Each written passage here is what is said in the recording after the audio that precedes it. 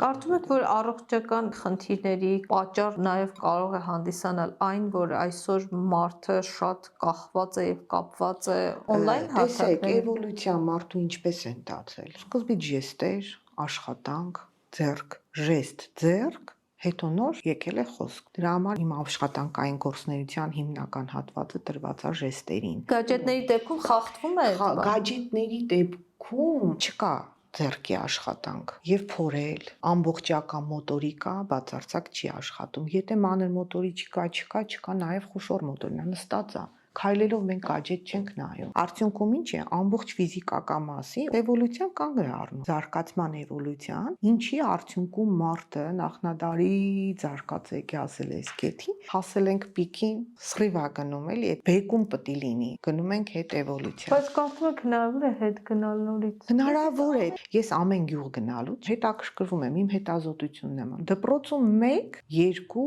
երեխա, այն էլ խոսքով, որոշակի վարքային շեղումներով։ Ինչով է պայմանավորված։ Եկեք հասկանանք, գյուղում երեխաները ժամանակ չունեն։ Նա պետք է հայրիկին օգնի, ցախը տանի, աթարը կտրի։ Քաղաքում առանձնահատուկ երեխաներ ավելի շատ են ծնվում։ Այո, ավելի շատ են, միգուցե չծնվում, բայց դառնում։ Դուք գիտեք, որ այսօր մեծերի մեջ էլ կա գորճաուտիզմ, աթիզմ ձեռքբերովի, երբ որ հասուն մարդը մեկուսանում է։ Այսինքն եթե երեխան գենետիկորեն չունի նախատրամադրվածություն, կարող է ձեռք բերել։ Այո, միանշանակ, երբեմն երբ որ ինձ հարցնում են առաջի հարցը ծնողների, դուք գիտեք ինչ որ մեկը որ լիարժեք կազդուրվել է։ Իմ պատասխանը լինում է. ես գիտեմ, որ լիարժեք մեկը հիվանդացել է։ Լիարժեք մարդը կարող է մեկուսանալ եւ հիվանդանալ, եթե չեն զբաղվում իր տարիքային չափորոշիչների ձևավորման։ Այսինքն ինչ պետք է կարողանա անել երեխան այս տարիքում եւ ինչ կարողանում է, թե չի կարող կամ ավելի շատ է կարողանում։